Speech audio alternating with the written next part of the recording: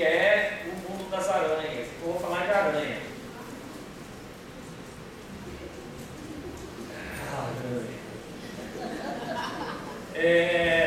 Mas é porque existe uma ideia que eu acho que me atrai muito hoje, e eu acho que talvez através dos bichos eu consiga chegar onde eu quero.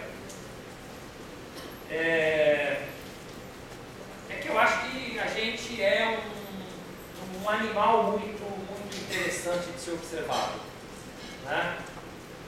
E eu acho que a melhor forma de construir imagens para mim, para traduzir este animal, é duas situações de expressão que me parecem poder negociar com as minhas ideias. Uma é esse tema da aranha, que já eu tento me explicar por quê, e a outra é, na realidade, uma característica nossa como animal também, que eu acho que se expressa numa imagem em que eu aproximo da imagem de uma ação de um pescador.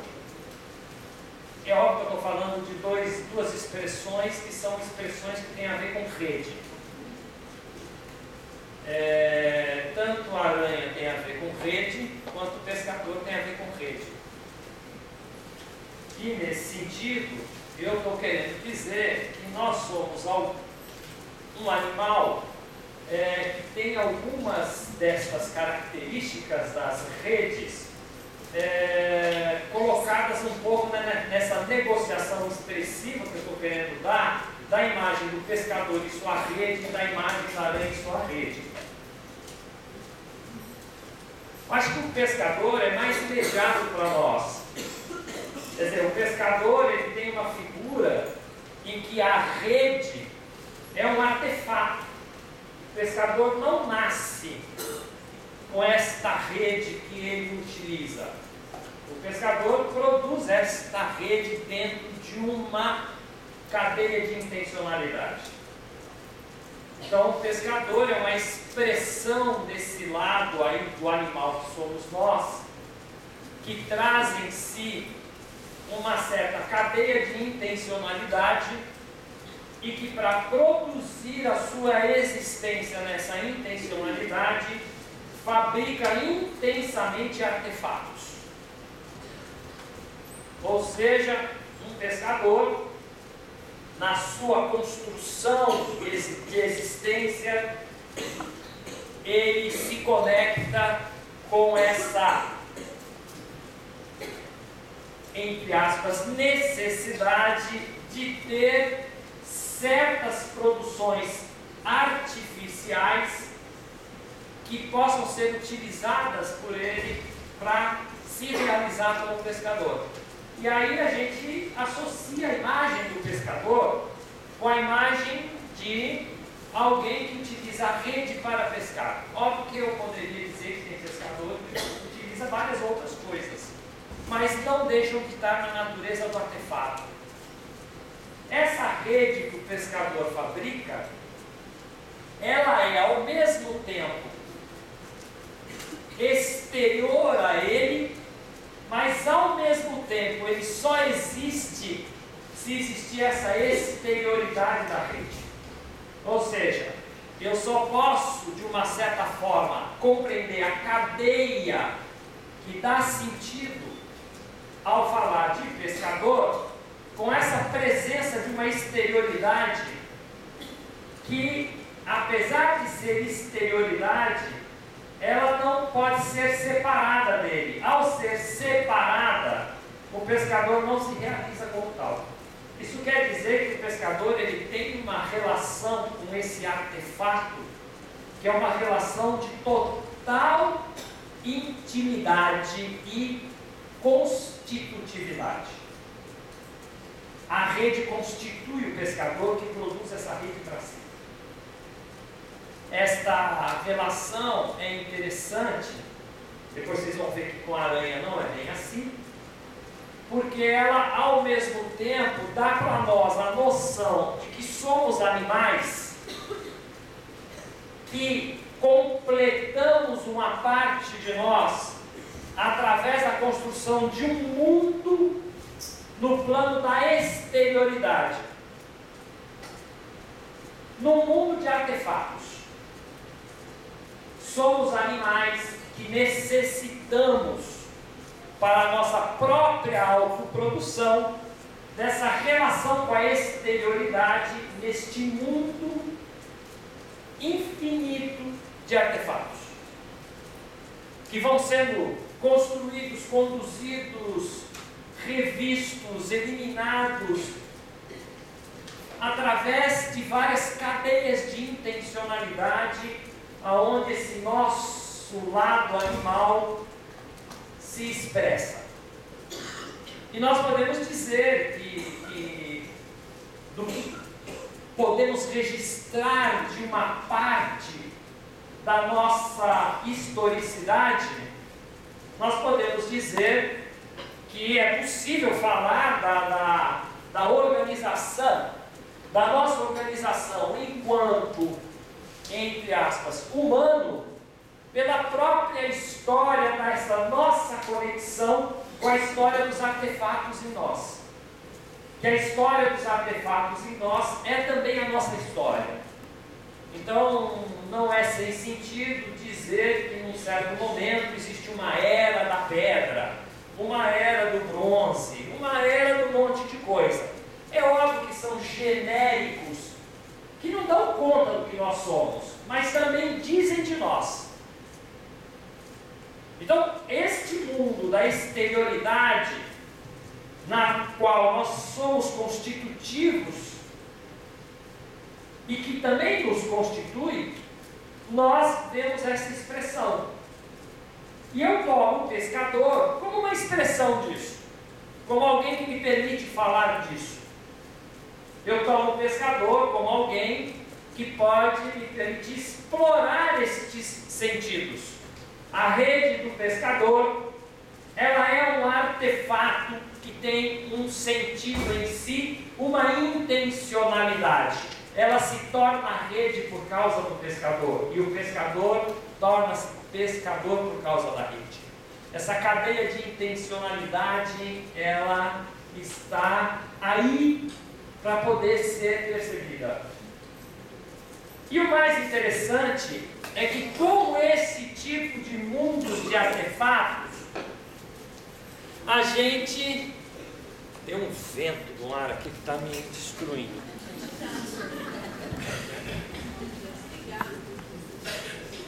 Vou ficar no intermédio. Que com esse mundo dos artefatos, a gente pode ir mais além. É como se o pescador, armado dessa exterioridade em si, pudesse estar construindo mundos para si. Aí tem umas imagens que a gente pode explorar de alguns outros biólogos, não biólogos tão corriqueiros quanto esses que a gente aprende nas escolas de saúde. Essa biologia que normalmente a gente aprende na escola de saúde, ela vem do século XVIII, né? Com raízes do século XVII. Só lembrar que o Harvey e aquela coisa da circulação está lá no século XVII. Né? Eu estou falando de alguns biólogos que trazem outras imagens para pensar esse tema da biologia, como Varela, Maturana, em que dizem assim: bom, o peixe só existe porque a rede o pega. O peixe não existe sem a rede. Ora, essa imagem é uma imagem instigante. É como se dissesse: olha aqui, o pescador, na sua constitutividade, com seus artefatos, produz mundos. E produz mundos que atuam sobre ele. Isso quer dizer que nós somos uns animais interessantes sobre essa dimensão. Nós somos um grupo de animais que, através dos artefatos que nós produzimos, que nos produzem, produzimos mundos. Por isso que é também possível imaginar esse conceito de era do bronze. Nisso que pode se explorar o que significa essa produção de mundo, não é? Então eu posso entender que a construção da rede do pescador, ela tem várias linhas de força nela, que a gente vai podendo ir desvendando para nós, compreendendo, revelando, tentando olhar. E essa relação é uma relação que abre uma dimensão importante na nossa construção enquanto coletivos. Porque este mundo também ele acaba dando aos artefatos, já que esses artefatos eles têm que ter um certo sentido e uma certa finalidade, eles acabam também se constituindo numa certa dimensão tecnológica. Ou seja, a rede de pescador é uma expressão de tecnologia. Isso quer dizer que esses artefatos também são carregados desse sentido que opera nele. Ele pode ter muitos sentidos. Um deles eu já comecei antes. Estes artefatos nos constituem também. Então, isso não é a dimensão tecnológica do artefato. Essa é a mútua constitutividade desta dobra entre nós e a exterioridade, que somos nós também. Mas esses artefatos podem ter outros sentidos operando neles. Eles podem ter essa dimensão de serem invadidos por uma certa instrumentalidade que dá a ele esse lugar de ser uma tecnologia. O pescador usa a rede para pescar. Então ele é um artefato que está ligado a produzir alguma coisa. Esse sentido obrigatório desse artefato, nessa dimensão, é o que eu estou chamando de tecnologia. Então essa relação do pescador, nesse seu mundo dos artefatos, permite a gente meio que abrir uma nova janela aí dentro.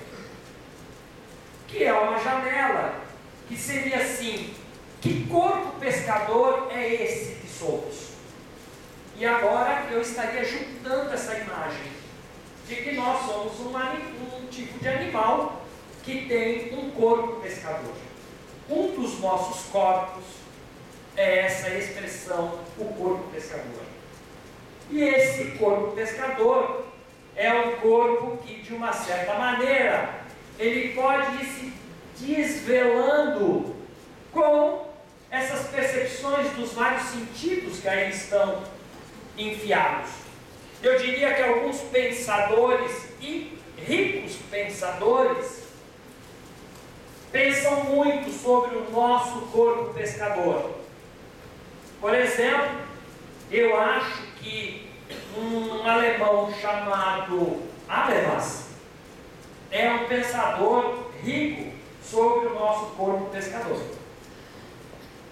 Ele chega a oferecer a possibilidade de imaginarmos que as várias razões que existem neste corpo pescador, que é uma expressão coletiva, ela não é uma personalidade, não é?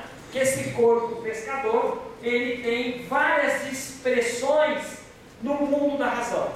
Tanto que o Habermas vai permitir a gente falar, e aí eu poderia usar para esse corpo pescador, a ideia de que há aí, por exemplo, uma razão instrumental nesse corpo pescador.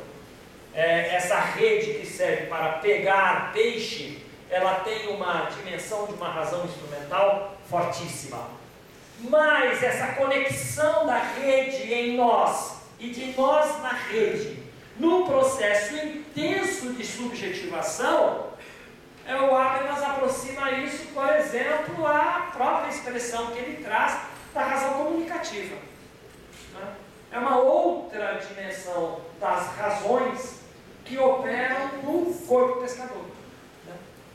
E isso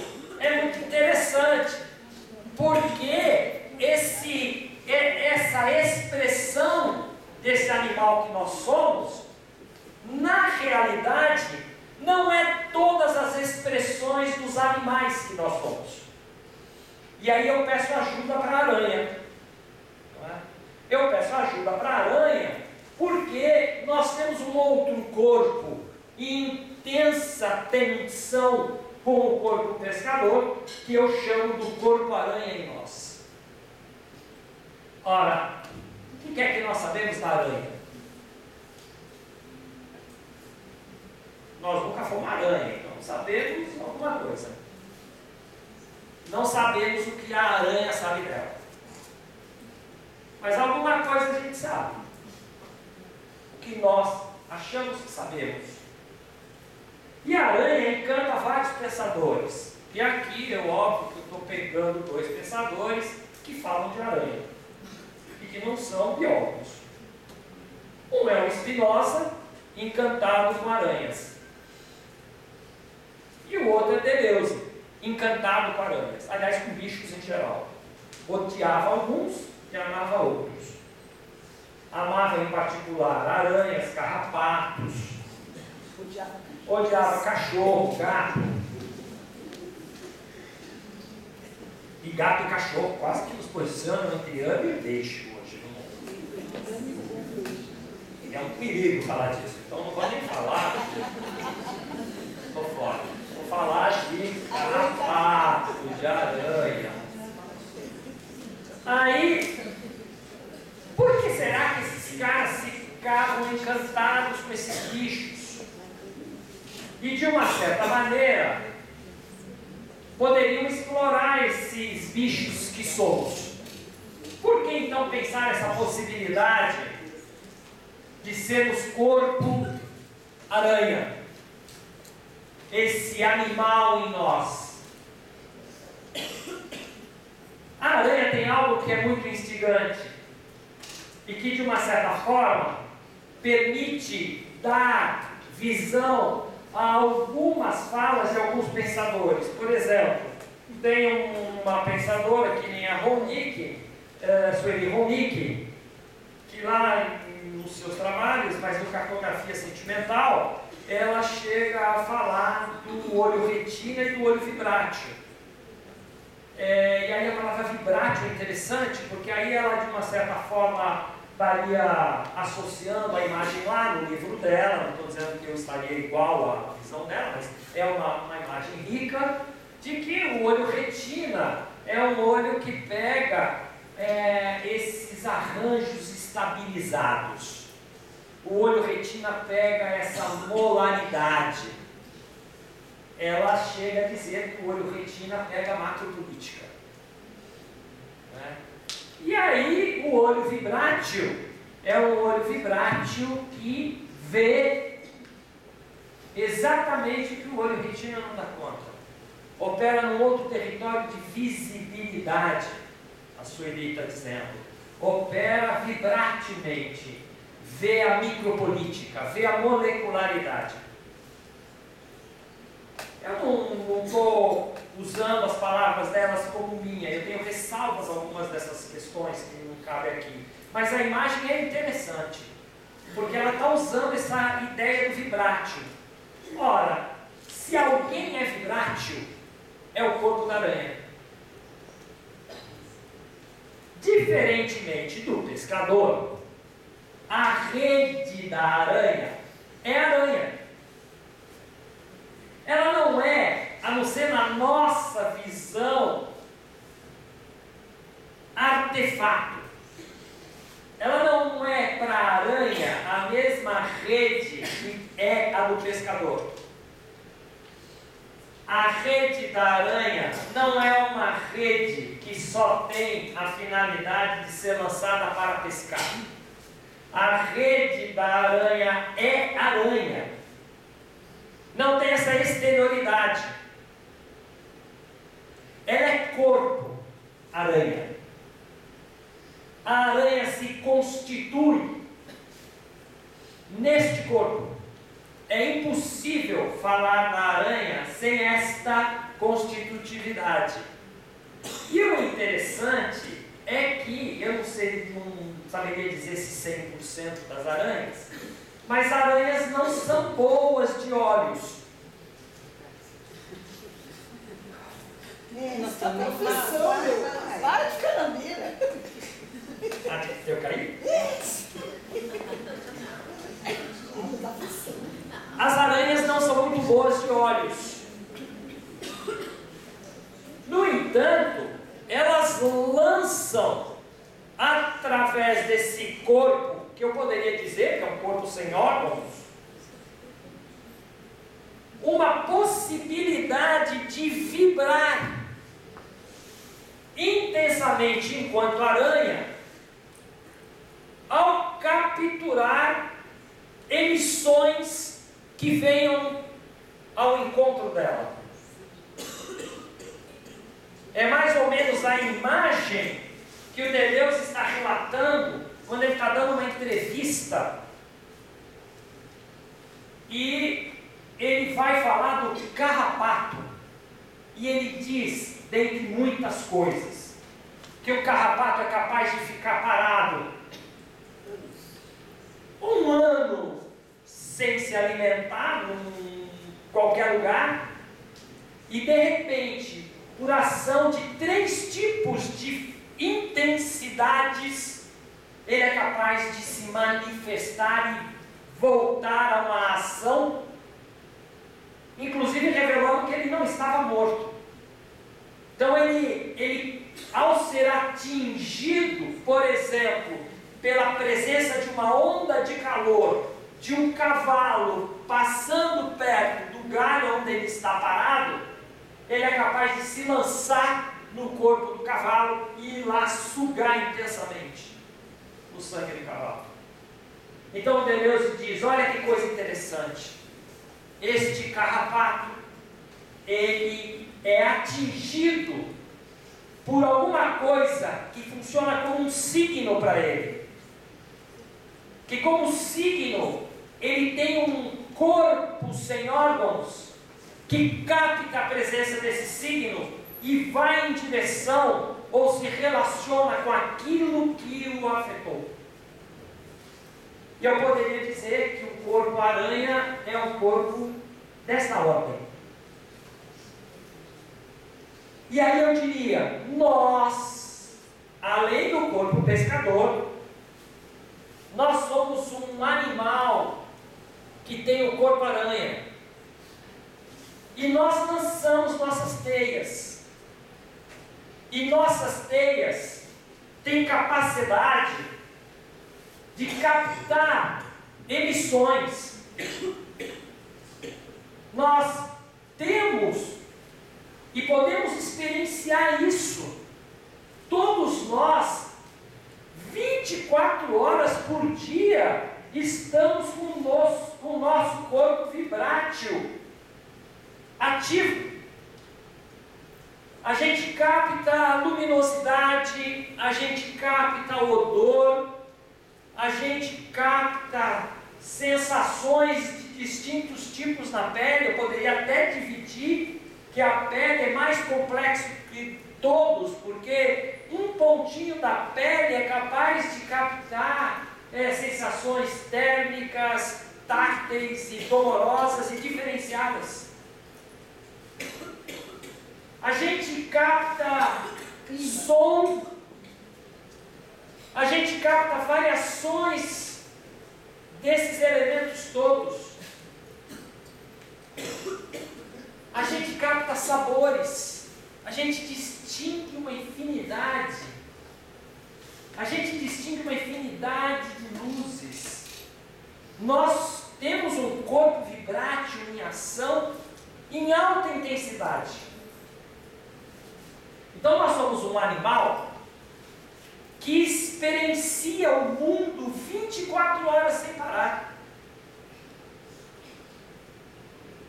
E que experiencia esse mundo e processa esse mundo com esse corpo sem órgãos que nos constitui. Então essa máquina que nós somos de rastrear, de captar afecções, de operar sobre elas e construir nestas afecções um mundo de afetos, fica o tempo inteiro vibrando no território do corpo pescador, que vibra o tempo inteiro no território do corpo aranha. Este animal de alta complexidade que somos é um animal muito curioso, porque é ao mesmo tempo aranha e pescador, com todas as possibilidades que isso pode nos permitir,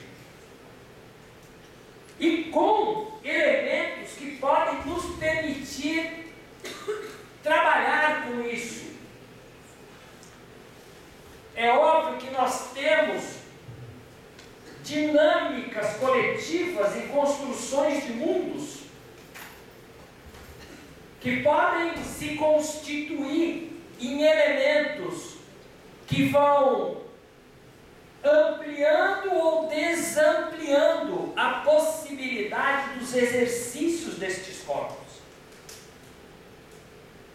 Nós podemos estar em situações em que o exercício destes corpos fica diminuída, fica de tal maneira interditada que o corpo só tende a sofrer, só tende a trazer sofrimento para a cena.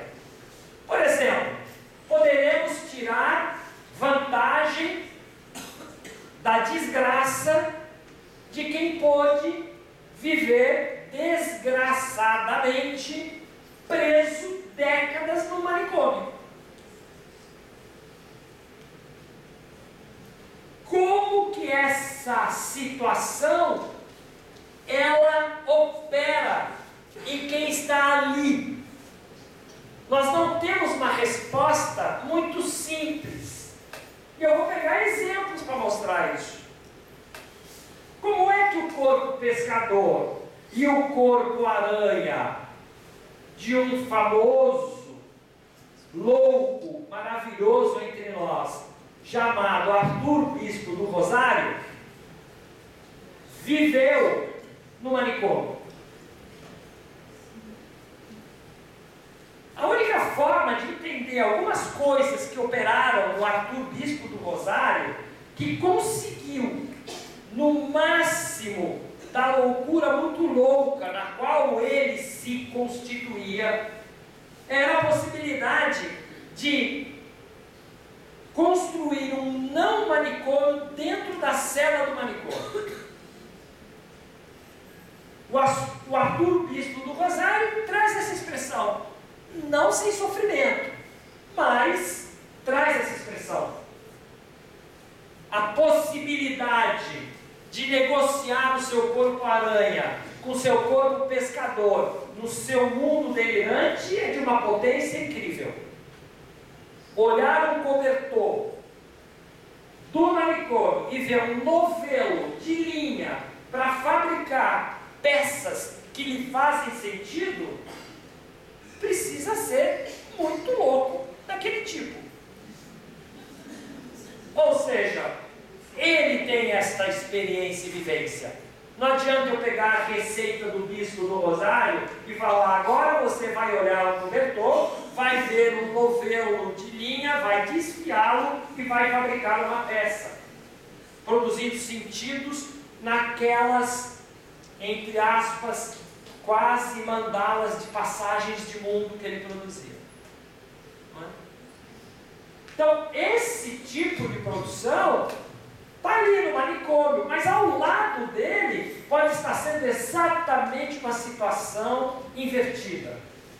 A tal interdição da experiência destes corpos pode estar sendo de tal forma massacrante que você destrói qualquer possibilidade desse corpo-aranha se expressar, desse corpo-aranha tirar produções a partir daí, e massacra intensamente o corpo pescador. Estas construções, elas não são dadas a priori. Estas construções se fazem nas redes das existências. É a construção das redes existenciais que são os verdadeiros exercícios destes corpos em nós. E o mundo no qual estamos produzindo e no qual estamos enfiados são elementos chaves para isso. Por exemplo, hoje, vindo para cá, eu estava lendo um artigo de um pensador marxista importante na história nossa da luta contra a ditadura. Foi preso, foi torturado, está hoje aí como um advogado, um pensador, e ele fazendo uma análise desses últimos acontecimentos. E ele cai no engodo, do meu ponto de vista, de dizer que as pessoas que estão nas manifestações são falsas na sua intensidade, na medida que estão capturadas sem saberes, então são alienados, o conceito dele, pelo mundo dos espetáculos. E que as pessoas só foram para a manifestação porque elas queriam ter o seu minuto de espetáculo. E aí ele faz uma análise marxista bem coerente sobre a necessidade, e eu vou usar essa palavra, de capturar esse movimento. Quem que vai capturar? Provavelmente um pescador marxista. Vai lançar sua rede e capturar o movimento. Mas não é isso que eu quero falar. Eu quero falar é da ideia de espetáculo. Por que eu vou reduzir ao mundo da intensidade que vivemos hoje a noção de espetáculo? Eu acho que ele não está entendendo nada. Eu acho que ele não consegue entender que um mundo que funciona quase como o nosso corpo sendo afetado intensamente, como uma sessão de cinema. Eu vou para a sessão de cinema. Aí Deleuze gosta disso, eu gosto também do que ele aponta, apesar de que eu vou falar do meu jeito. A sessão de cinema coloca a gente nessa negociação do corpo-aranha, do corpo-pescador. O tempo inteiro nós estamos nessa negociação na sessão de cinema. Eu estou vendo o filme, e o filme está andando, e eu estou ali. Ou eu estou sendo bombardeado pelas emissões de signos que este filme em movimento está operando e que é fragmentado. Signos são elementos de fragmentação, que nem o corpo-aranha. Eu não sei de onde vem o signo. Pode ser que de repente alguém desembrulhe aqui, aí eu estou falando do laboratório de vocês, um peixe podre aqui dentro. Peixe podre. E o peixe podre vai tomar conta dessa sala. Ora, isto captura de uma certa maneira e negocia com o meu corpo-aranha intensamente. Mas pode ser que de repente acaba a luz aqui e começa a rodar uma luz estroboscópica, que vai fazer várias outras ordens de estimulação. Ora, isso é fragmentado. Isso não é uma totalidade. Ser atingido pela luz estroboscópica ao mesmo tempo que eu estou com um fedor de peixe podre, não quer dizer que eles se coadunam. Eles podem estar operando no meu corpo-aranha e me produzindo intensidades de ordens distintas ou me convidando a fazer certas coisas. Ora, no cinema, a gente vive essas possibilidades. Mas a gente vive uma outra possibilidade. Eu vou ver o filme e vou jogar meu lado pescador para ver o filme. Quase que eu vou ver o filme porque eu vou me isentar do filme. O filme vai ser meu objeto. E eu vou só ver o filme como alguém que olha o objeto e representa o objeto para si. Só quer falar sobre o filme. Não quer ser afetado pelo filme. Eu posso ir no cinema e fazer isso. Aí eu saio do cinema e falo, nossa, aquele roteiro, não está muito mal feito. O cara tropeçou na tal personagem. Aí eu saio fazendo um discurso altamente interessante para alguns, horrível para outros, mas eu me posiciono aí. Não é? Mas eu posso viver essa situação do filme de uma outra maneira. Eu posso me entregar a esse bom